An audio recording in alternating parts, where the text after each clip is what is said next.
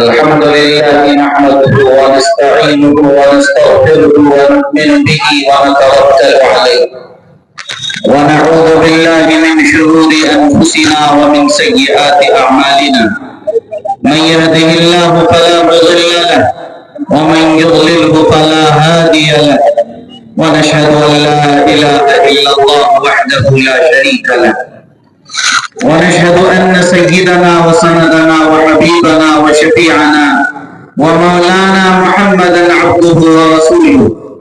أعوذ بالله من الشيطان الرجيم. بسم الله الرحمن الرحيم. لا تبديل لكلمات الله. صدق الله العظيم.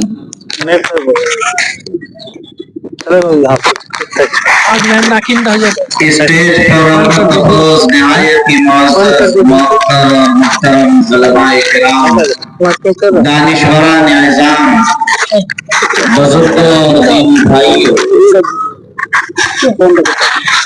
تحفظ شریعت ویلفیئر سوسائٹی جو کہ ہائٹ و پلاسی ضلع ارریہ بہار کا یہ باضابطہ دوسرا عظیم الشان اجلاس اس تاریخی میدان اور اس تاریخی سرزمین پر منعقد ہو رہا ہے، اور آپ حضرات کا یہ عظیم الشان مجمع تحفظ شریعت تنظیم سے آپ حضرات کی محبت، عقیدت، وابستگی اور آپ حضرات کا ایک ربط اور تعلق اور دین کی خدمت انجام دینے والوں کے ساتھ آپ کا جذبہ، ولولہ اور حوصلہ جو محسوس ہو رہا ہے، دعا ہے کہ اللہ تعالیٰ آپ حضرات کی اس قیامت کو قبول فرمائے، اللہ تعالیٰ اس تنظیم کو بام عروج اور ترقیات سے سرفراز فرمائے۔ مجھے کوئی لمبی چوڑی بات نہیں کہنی ہے، اذان ہو گئی ہے عصر کی اور نماز ہم لوگوں کو پڑھنی ہے۔ اس کے بیچ میں یا تو 15 منٹ کا وقفہ ہوتا ہے یا زیادہ سے زیادہ 30 منٹ کا، تو آپ سمجھ گئے ہوں گے کہ مجھے کتنی دیر بولنا ہے۔ اس لیے بڑے ہی اختصار کے ساتھ ایک دو باتوں کی طرف صرف اشارہ کرنا چاہتا ہوں۔ پہلی بات مجھے یہ عرض کرنی ہے کہ میں تحفظ شریعت ویلفیئر سوسائٹی کے جو ذمہ داران ہیں ان کا میں شکر گزار ہوں اور شکریہ ادا کرنا چاہتا ہوں اور انہیں مبارکباد پیش کرنا چاہتا ہوں کہ سیمانچل کے اور وہ بھی ارریہ اور مسلم اکثریتی علاقہ جوکی اور پلاسی کے اس خطے میں ان کے ذہن میں یہ بات آئی اور اس فکر اور سوچ کے ساتھ انہوں نے اس تنظیم کو قائم کیا اور اس کے تحت کام کر رہے ہیں۔ ان کے دل میں اس سوچ کے آنے اور اس کام کے کرنے پر میں انہیں مبارکباد پیش کرنا چاہتا ہوں۔ خاص طور پر ان میں میرے پاس کچھ نام ہیں: مولانا لال محمد صاحب، جناب قاری الیاس صاحب، مولانا توحید صاحب، جناب عبدالقدوس صاحب راہی پریس، جناب حافظ قاری امتیاز احمد صاحب، جناب مولانا عبداللہ سالم قمر چترویدی صاحب، جناب مفتی سلیمان صاحب، جناب مفتی اکرم حسین قاسمی صاحب، جناب مولانا عبدالرحمان صاحب، جناب قاری منظور صاحب، جناب مولانا فیاض احمد راہی صاحب، جناب مولانا عبدالسلام عادل ندوی صاحب، جناب مولانا عبدالحق عظیمی صاحب، مفتی نذر الحق صاحب، جناب مولانا سرور عالم صاحب، جناب حافظ قیصر صاحب، جناب مولانا سلمان کوثر صاحب، مولانا نوشاد صاحب، حافظ صبا قمر صاحب، مولانا مشتاق صاحب چترویدی، ان کے علاوہ جو کہ ہاتھ کے سینکڑوں اور اطراف و جوانب اور قرب کے سینکڑوں ہزاروں افراد جو اس تنظیم سے وابستہ ہیں، اور تعلق رکھتے ہیں ان سب کو مبارکباد پیش کرنا چاہتا ہوں۔ بات اصل یہ ہے کہ انسان درد دل کے واسطے ہی پیدا کیا ہے۔ اقبال نے کہا تھا کہ درد دل کے واسطے پیدا کیا انسان کو، ورنہ طاعت کے لیے کچھ کم نہ تھے کرو گیا۔ عبادت کے لیے تو فرشتے کافی، ہزاروں نہیں لاکھوں برس سے کوئی سجدہ میں ہے تو لاکھوں سال سے سجدوں میں، قیام میں ہے تو قیام میں، جلسے میں ہے تو جلسے میں، قعود میں ہے تو قعود میں، رکوع میں ہے تو رکوع میں، قرات میں تو قرات میں، وہ تو سینکڑوں ہزاروں نہیں لاکھوں سال سے اسی طرح لگے۔ وہاں تو لا یعصون اللہ ما امرهم ویفعلون ما یؤمرون کا معاملہ ہے، پل جھپکتے برابر بھی وہاں نافرمانی کا کوئی تصور اور شائبہ بھی نہیں۔ ظاہر عبادت ہی اگر اللہ کو مقصود ہوتا تو فرشتے اس کے لیے کافی تھے۔ یہ انسان تو عبادت کے ساتھ شرارت بھی کرتا ہے، یہ انسان تو اطاعت کے ساتھ معصیت اور نافرمانی بھی کرتا ہے، یہ انسان تو منصف ہونے کے ساتھ ظلم و بربریت کا ننگا ناچ بھی کرتا ہے۔ اس انسان کے یہاں جہاں سچائی ہے وہاں ان کے یہاں جھوٹ افترا پردازی بھی ہے۔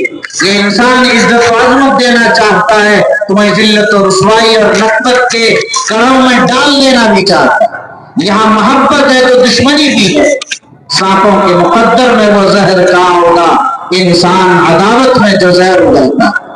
یہاں محبتیں بھی اتنی ہیں اور دشمنیاں بھی اسی طرح ہے۔ انسان کا اتار چڑھاؤ، انسان کا نشیب و فراز، انسان کی ترقی اور تنزلی، مزاج کی رنگا رنگی، ان کی فطرت کی بکلمنیاں ایسی عجیب و غریب ہیں کہ دوسری کسی مخلوق میں یہ چیز نہیں ملتی۔ جب انسان کو پیدا کیا تو خلیفۃ الارض بنایا، خلیفۃ اللہ بنایا۔ اللہ نے کہا کہ روئے زمین پر میرا خلیفہ نائب انسان ہے، فرشتہ نہیں ہے، جنات نہیں ہے، شیطان نہیں ہے، جانور نہیں ہے، چرند پرند نہیں ہے۔ اگر میرا خلیفہ، میرا جانشین، میرا نائب ہے تو انسان۔ مسجد ملائک بنا دیا حضرت آدم علیہ السلام کو، یہ بتانے کے لیے کہ ساری مخلوقات میں افضل انسان۔ لیکن یہ بات سمجھ لیں کہ انسانوں کو پیدا کس لیے کیا گیا؟ انسانوں کو پیدا اس لیے ہی کیا گیا، وَمَا خَلَقْتُ الْجِنَّ وَالْإِنسَ إِلَّا لِيَعْبُدُونِ۔ انسانوں کو پیدا اس لیے کیا گیا تاکہ انسان ایک فرد سے دوسرا فرد حوا پیدا ہو، اور پھر حوا کے ذریعے من ذکر و انثی وجعلناکم شعوبا وقبائل، خاندان اور افراد پیدا ہو جائے، ضلع بن جائے، اسٹیٹ بن جائے، ملک بن جائے، پھر بر اعظم بن جائے، بر صغیر بن جائے، امریکہ کینیڈا بن جائے، پھر دنیا بن جائے، عالم کا تصور ہو جائے۔ اسی لیے یہاں اصل بنیاد وہی درد ہے، اجتماعیت ہے، ایک دوسرے کی غمخواری ہے، ایک دوسرے کے کام آنا ہے، ایک دوسرے کے لیے سوچنا ہے، سماج کو بڑھاوا دینا ہے، سماج کا تصور قائم کرنا ہے، آئلی نظام بنانا، خاندانی نظام بنانا ہے، ایک دوسرے کی عزت احترام ہے، ایک دوسرے کا خیال ہے، ایک دوسرے کے وقت پر کام آنا ہے، یہی انسان کا، یہی انسانوں کا نظام۔ جانور تو صرف کھاد کھا لیتے ہیں، انسان تو ایک سالن کھاتا تو 25 مسالہ ڈالتا، اور ایک سالن نہیں 4 سے 5 سالن کھاتا ہے تو سب کھانا تو ایک بار میں کھاتا ہے۔ یعنی اجتماعیت کا نظام، اجتماعیت کا کئی چیزیں جوڑ کر وہ کرتا بھی پہنتا، پاجامہ بھی، وہ ٹوپی بھی پہنتا، اور پگڑی بھی، اور شیروانی بھی پہنتا، اور صدری بھی، نہ معلوم ان کے یہاں اجتماعیت کا نظام ہے، ہر چیز میں انفرادیت کچھ نہیں۔ اگر آدمی چاہے کہ چاول اور خود تیار کر کے کھا لے وہ نہیں کھا سکتا ہے۔ ہل کون جوتے گا، بیج کون ڈالے گا، پیداوار کہاں سے آئے گی، وہ میلوں میں کیسے جائے گا، وہ چاول بن کر کیسے آئے گا، اسے کون پکائے گا، کون کھلائے گا، سینکڑوں ہاتھوں سے گزر کر کوئی چیز وجود میں آیا ہے۔ یہ اجتماعیت کا نظام۔ آج ہم جو اجتماعیت کے نظام میں ہیں، یورپ کے اور امریکہ کے، اور اس فیشن کے دور میں، اس دور ترقی میں، اس دور معیشت میں، اور اس دور معاش میں، اور ایسی تہذیب اور ثقافت کے ایسی رنگا رنگی میں ہمیں یہ تصور ہونے لگا کہ ہم پھر اسی طرح متاثر ہو کر انفرادیت کی طرف جا۔ آپ دیکھ رہے ہیں کہ سڑک پر ایکسیڈنٹ پڑا سر پھوٹا، لیکن کوئی رکنے کے لیے تیار نہیں، کسی کے پاس وقت نہیں، دوسرے کے لیے کوئی فکر نہیں ان کے پاس۔ سماج میں ایک جگہ تو مرغا قورمہ بریانی چل رہی ہے، دوسرا آدمی بھوکا سو رہا ہے، ایک آدمی کا علاج تو اپولو اور ایمس اور میدانتا میں ہو رہا ہے، اور دوسرے شخص کو پڑوس کے کسی انجینئر ڈاکٹر کا علاج بھی اس کو نہیں میسر رہا۔ یہ جو افراط و تفریط ہے، یہ جو غربت اور مالداری کی شرح ہے، یہ جو ایک دوسرے کو نہ پوچھنے کا مزاج ہے، یہ مزاج بڑھتا چلا جائے۔ آپ کو پیدا صرف اس لیے کیا گیا ہے کہ آپ درد دل رکھے اپنی قوم ملت کے لیے، اس لیے کہ یہ خلق ہے، عیال ہے اللہ، الخلق عیال اللہ۔ اسی لیے کل قیامت کے دن اللہ تعالیٰ پوچھیں گے میں بیمار تھا، تم نے میری مزاج پرسی نہیں کی، یعنی اللہ آپ بیمار، آپ تو شافی مطلق ہے۔ کہا جائے گا کہ فلاں شخص بیمار تھا تمہارے پڑوس میں، اگر تم ان کی مزاج پرسی، تیمارداری، ان کی عیادت کرتے تو تم مجھے وہاں پاتے۔ اللہ کہیں گے میں بھوکا تھا، تم نے مجھے نہیں کھلایا۔ اللہ کہیں گے یا اللہ، اے میرے یا اللہ، یہ آپ اور بھوک آپ تو ساری دنیا کے کھلانے والے ہیں۔ اللہ فرمائیں گے فلاں تمہارے پڑوس میں بھوکا تھا، تم نے اس کا خیال نہیں کیا، اگر اس کو کھلاتے تو آج تم مجھے ان کے پاس پاتے۔ بولے گا کہ پلٹی حدیث قدسی ہے، اس کے اندر یہ فرمایا گیا، معلوم ہوا کہ یہ جو مخلوق کی خدمت ہے یہ بڑا نظام، بڑی اہم چیز ہے۔ انسان پیدا ہی اسی کے لیے کیا قبولیت، عبادت تو اور لوگ بھی کرتے ہیں، عبادت اور بھی کرتے ہیں، لیکن خدمت خلق جو ہے خدا اسی سے ملا کر، خدمت خلق کے اندر یہ چیزیں اللہ نے رکھی۔ ہماری اور آپ کی اس لیے ذمہ داری دی گئی ہے کہ ہم اور آپ دیکھیں کہ آپ کے سماج میں کوئی مکتب ہے یا نہیں۔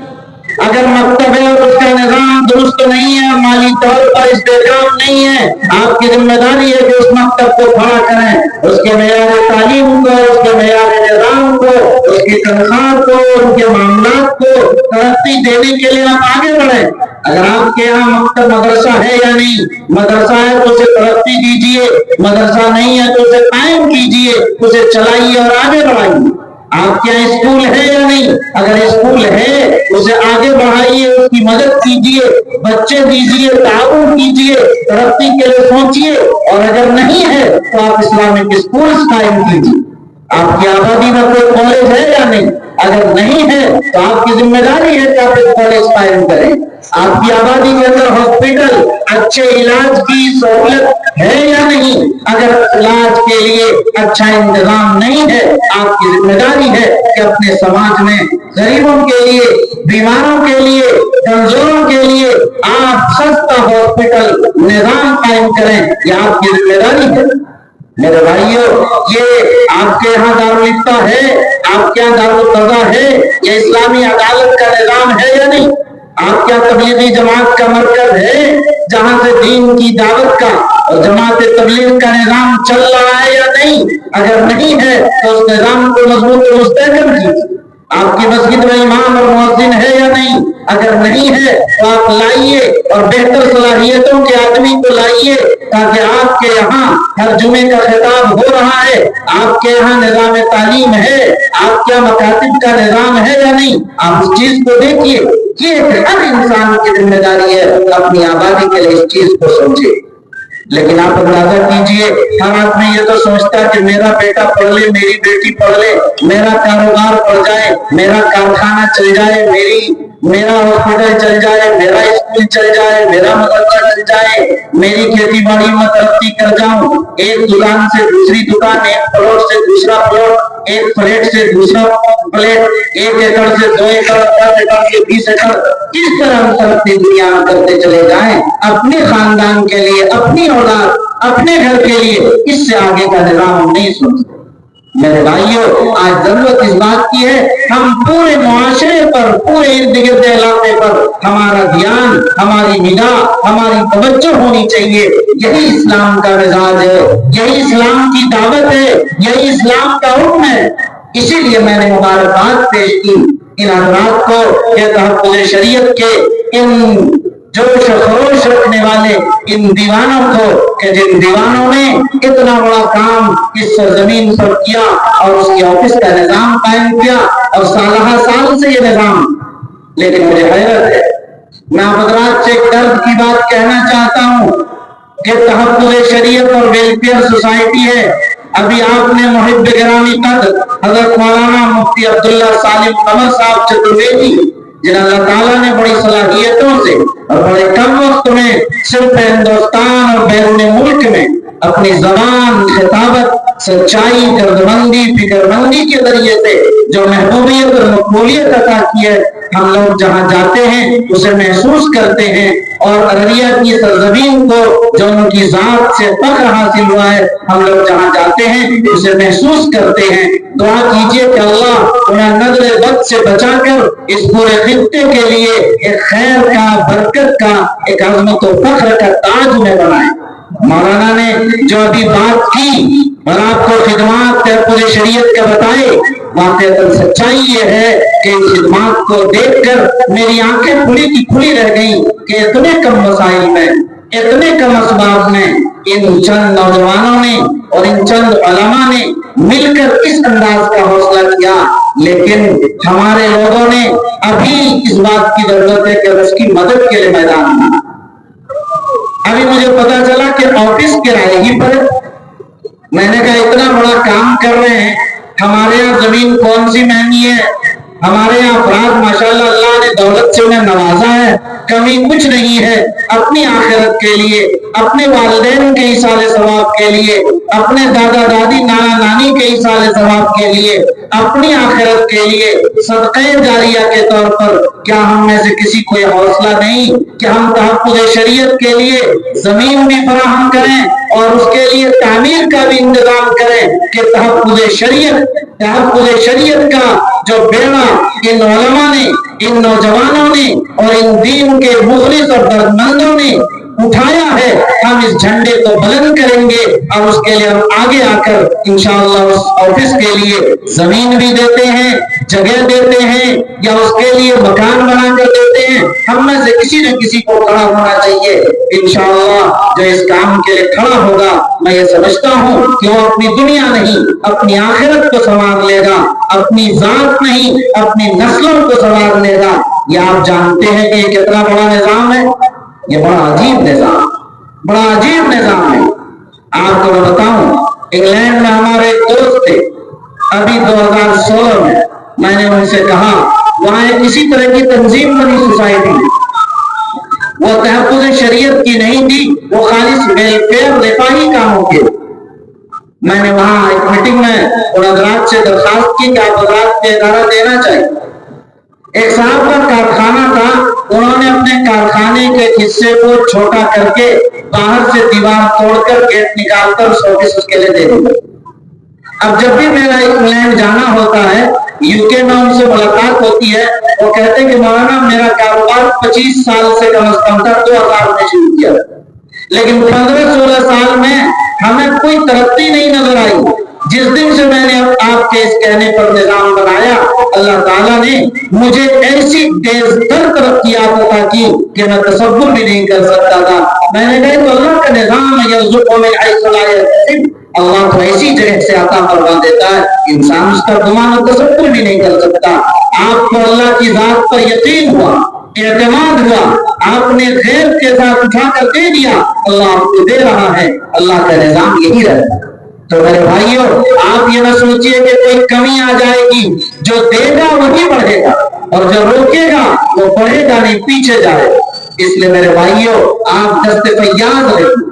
इस तहफ़्फ़ुज़ शरीयत के लिए मैं यहाँ एक ऐलान करना चाहता हूँ आप तमाम हज़रात से, जहां तक मेरी आवाज जा रही है, मेरी दिली ख्वाहिश है कि ये तहफ़्फ़ुज़ शरीयत वेलफेयर सोसाइटी जो अल्लाह के नेक बंदों और अल्लाह के मुखलिस और बरगुज़ीदा बंदों ने जिसके लिए मैदान अमल में आकर एक आवाज लगाई है, हम सबसे पहले ऐलान करते हैं। मैंने पहले भी दरखास्त की थी कि जब इस प्रोग्राम के लिए मुलाकात हुई और बातचीत हुई थी कि भाई मुझे भी उसका मेंबर बना लीजिए, मैं भी आपके तहफ़्फ़ुज़ शरीयत का एक अदना मेंबर रहना चाहता हूँ, ताकि मेरे लिए जरिए नजात हो सके اور ہر مہینے جو رقم آپ کو جاتی ہے وہ دینا چاہتا ہوں، لیکن میں کوشش کروں گا، یہ اعلان کروں گا کہ آپ تمام حضرات بھی یہاں جتنے لوگ ہیں، کیا ان میں سب لوگ ممبر ہو چکے ہیں؟ جو نہیں ہوئے ہیں ان سب کو آج یہ عہد کر کے یہاں اٹھنا ہے کہ ہم تمام لوگ تحفظ شریعت کے آج پروگرام کے بعد ممبر بن کر اپنا نام اندراج کرا کے اپنا موبائل نمبر دے کر آج سے افتتاح کر کے اس کا جائیں گے۔ ہاتھ اٹھا کر مجھے ایک بار یقین دہانی کرائیے، کیا ہر شخص تیار ہے کہ تحفظ شریعت کا ممبر بننا؟ انشاءاللہ انشاءاللہ یا اللہ ان کے ہاتھوں کی لاج رکھتے ہوئے اللہ جو لوگ اس کے ممبر بن رہے ہیں ماشاءاللہ، یہ تحفظ شریعت کانفرنس کا جو ممبر بننے کے لیے موبائل نمبر ہے یہ ماشاءاللہ آپ کے پاس آ چکا ہے۔ آپ حضرات اس میں جو ہے فون کر لیجئے، بات کر لیجئے یا واٹس ایپ کیجئے اس کے اوپر، اور انشاءاللہ اس کے ذریعے سے بن جائیے۔ میرے بھائیوں، یہ بار بار کہنے کا موقع نہیں آئے گا، لمحوں نے خطا کی تھی، صدیوں نے سزا پائی۔ ابھی آپ کو اعلان کیا، ہم بہت پیچھے رہے، ہم بہت پیچھے رہ گئے، لیکن دنیا کا پیچھے رہنا تو کوئی نقصان نہیں، آخرت سے بھی ہم پیچھے رہے۔ ہم نے آخرت کے لیے کیا تیاری کی میرے بھائیوں؟ کون جائے گا جو بھی روڈ پر خدا نہ کرے ایکسیڈنٹ ہوا ختم ہو، گھر جائے گا ٹیک ہوگا نماز لگاتا ہوگی، کبھی اس وقت سے پہلے وہ قبر کے اندر ہوگی، نماز کتنے کرو، کسی کی زندگی کا کوئی ہوتا ہے۔ میرے بھائیوں، صرف آخرت کی تیاری کے لیے آپ آئے ہیں، اس مقصد کو مت بھولیے۔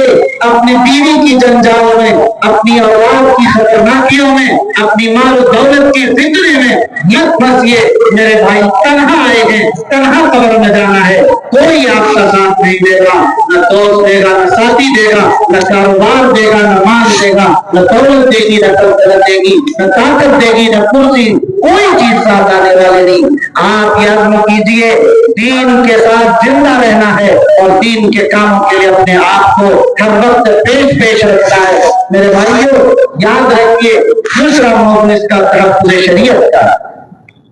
تحفظ شریعت کے سلسلے میں آپ صبح سے باتیں سنتے آ رہے ہیں، مجھے کوئی بات ایک بات کہہ کر مجھے صرف بدل کرنے اشارہ کرنا ہے، وقت نہیں ہے کہ میں کوئی تفصیلی بات کروں۔ یاد رکھیے، شریعت کا مسئلہ یہ ہے کہ شریعت، میں نے ابھی بنگلور کی ایک تقریر میں کہا تھا لوگوں سے کہ لوگوں، بعض لوگ تو اعلان کرتے ہیں کہ روڈ پر ہم ایک مسلمانوں کو ڈھونڈ دیں گے، روڈ پر ہم فلاں کر دیں گے، ہم فلاں، ہم کیا کیا اعلان کرتے ہیں۔ میں نے کہا کہ میں بنگلور کی سرزمین سے، مسلم پرسنل بورڈ کے اجلاس سے میں پیغام دینا چاہتا ہوں پورے ہندوستان کے لوگوں کو، کان کھول کر سن لیں، میری ذمہ داری ہے، ایمان اور اسلام ہی پوری سرزمین کے لیے اللہ نے دیا ہے، جو اس پر قائم ہے، رائے ہدایت پر قائم ہے۔ اے لوگوں، آپ بھی اچھی طرح سن لیجیے، جب تک اسلام دنیا میں زندہ ہے تبھی تک دنیا زندہ ہے، جب اسلام نہیں ہوگا دنیا قائم نہیں رہے گی۔ اسرافیل سور پھونک دیں گے، آپ ابھی سنتے رہتے ہیں، جب تک اس سرزمین پر اللہ اللہ کہنے والا کوئی رہے گا دنیا قائم رہے گی۔ کیوں؟ اللہ اس کائنات کی روح ہے، جیسے روح نکل جاتی ہے تو انسان ختم، کائنات کی روح اللہ ہے، جب تک اللہ اس زمین پر ہوگا کائنات قائم رہے گی، اللہ بند کائنات ختم ہو جائے گی۔ اسرافیل سور پھونک دیں گے، اس کا مطلب آپ نے سمجھا، جب تک مسلمان کائنات میں زندہ ہے، اسلام جب تک کائنات میں ہے، کائنات کا نظام باقی ہے۔ یہ زمین و آسمان، یہ سورج و چاند، یہ پہاڑ و سمندر، یہ ہواؤں کی روانی، یہ پہاڑوں کی کلیانی، یہ چوٹیاں پہاڑوں کی، یہ سارا کا سارا نظام، یہ شمس و قمر، یہ کہکشاں، یہ سورج اور ستاروں کی چمک دمک، یہ سورج اور چاند کی جگمگاہٹ، یہ ہمارا آنا جانا، ہماری رنگ ریلیاں، ہماری ہنسی خوشی، ہماری زندگی، ہمارا اٹھنا بیٹھنا، ہمارا کھانا پینا، ہمارا سارا نظام کائنات، یہ سب کے سب اسی پر پائیں گے۔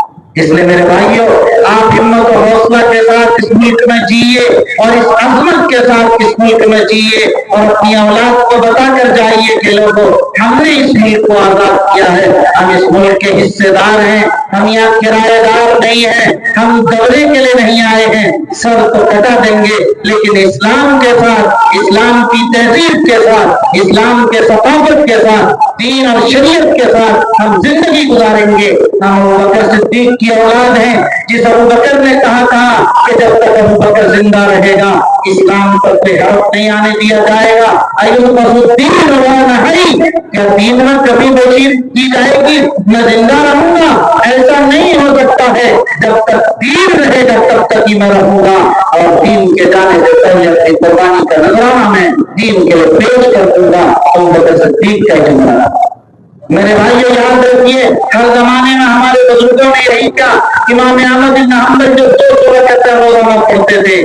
4 اماموں میں ایک امام ہے بادشاہ عرب خلافت عباسیہ کے بادشاہوں نے کہا کہہ دو کہ قرآن مخلوق ہے. انہوں نے کہا نہیں جیل میں ڈال دیا ہے.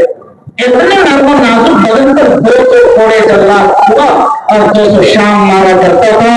کہتا تھا ایک بار کہہ دو ننگا کر کے احمد بن حنبل پر کوڑا پیٹ پر ڈالا جاتا تھا. 200 کوڑے سے 3 سال گزر گئے. جب کہا جاتا تھا کوڑے لگائے جاتے تھے اس وقت احمد بن حنبل اعلان کرتے تھے کہ قرآن مخلوق نہیں ہے. القرآن وہ کلام اللہ لیس بمخلوق. قرآن اللہ کا کلام ہے یہ مخلوق نہیں ہے. کوڑے کھاتے جاتے. ہماری تاریخ خون سے قربانیوں سے شریعت کے تحفظ کے لیے جہد مسلسل سے عبارت ہے. اس لیے میرے بھائیوں قریب ہے آپ نے دیکھا ہندوستان میں خلافت اکبری کا دور ہے اکبر کا.